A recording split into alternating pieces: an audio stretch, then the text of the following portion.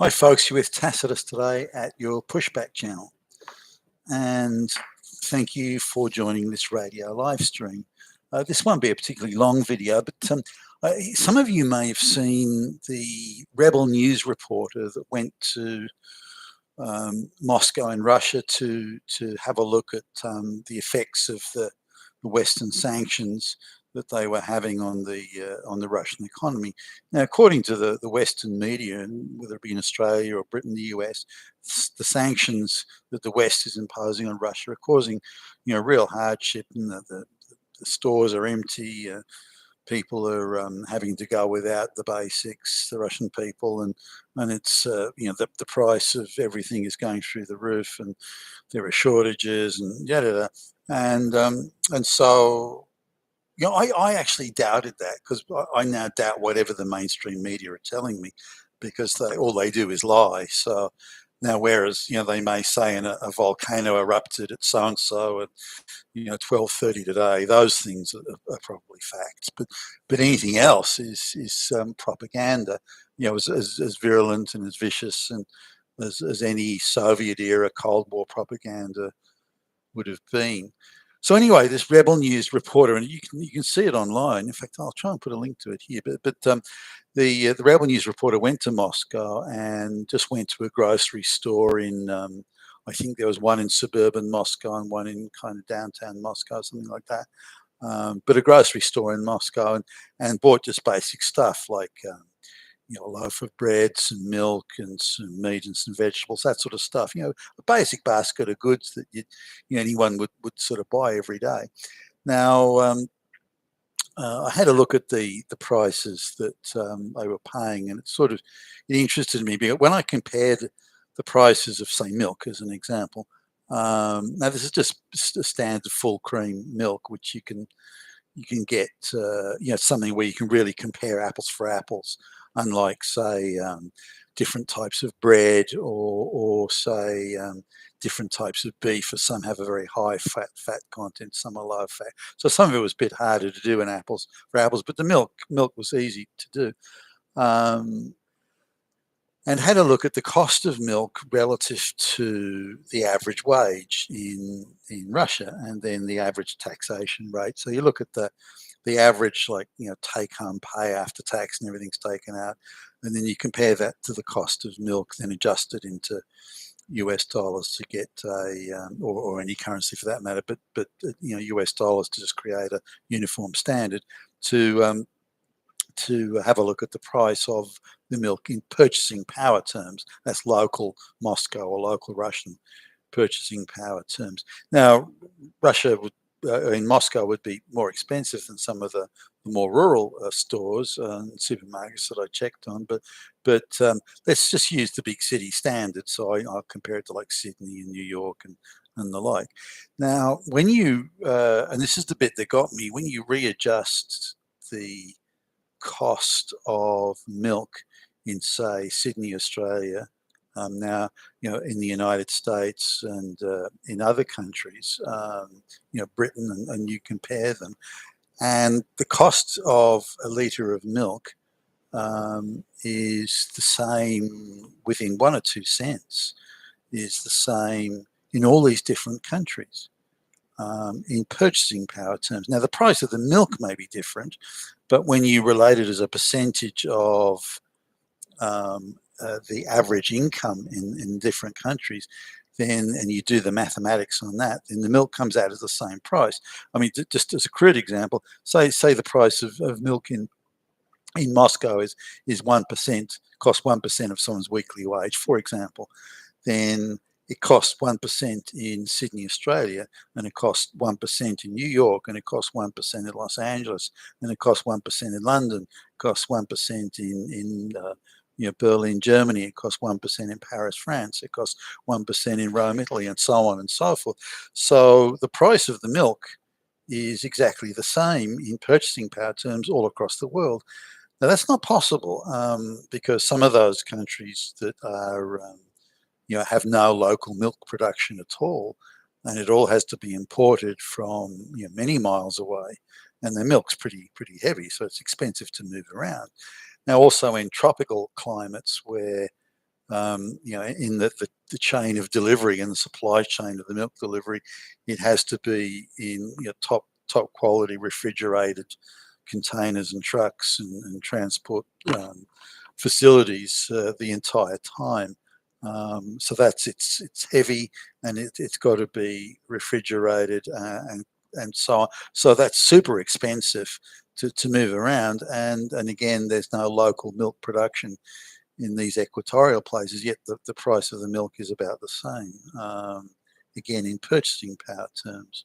So this is crazy. Now, a place like Australia that has quite a large surplus of milk production and good quality milk and that sort of thing, the price here should be much lower. There's a lot of production facilities here. There's a lot of dairy farms, less than there once was, by the way, but a lot of dairy farms. The dairy farms are big, generally to get economies of scale. So there's a vast dairy production industry in Australia, not simply for milk, for things like cheese and cream and so on. So milk should be very much cheaper here than it is in, say, the equatorial climate place, where everything has to be flown in and everything has to be refrigerated. So that couldn't be possible. The United States has a large milk industry, but you look at say Russia, that doesn't have an industry anywhere near as large as say the United States or Australia, per head of population. Their milk should be proportionately dearer. Or places where they've got no local processing facilities and that all has to be sent somewhere else, then it comes back and again the milk should be far more expensive. Now, we're told we live in a market commercial economy in the West, where the prices of goods are determined by things like supply and demand and production cost and quality, and there are other factors that go in, but supply and demand is meant to be the primary determinant. But it's actually far from that. It's nothing like that at all. The price is universally the same based on purchasing power, so quite clearly it's centrally controlled. Now, I did, having sort of noticed that, which was a byproduct of watching the Rebel News piece. I looked at then other things and got a like for like comparison on bread. And now, in Russia, the price of certain grains, or there's a huge production of certain grains, yet the price of bread produced from those grains is only slightly less, just a few cents less than it is in Australia or London, or in New York. So again, you've got about the same price. The same with eggs. Now, Australia has a huge egg production industry, and yet the price of eggs is the same even in countries that have no egg production, no hens at all, and again have to import it from far away. So you look at these things, and I looked at other things like some vegetables and beef. Now, here's an interesting one. In the beef was slightly cheaper in Russia. Even in purchasing power terms, I'd rate it as 10% cheaper than you would pay in Australia.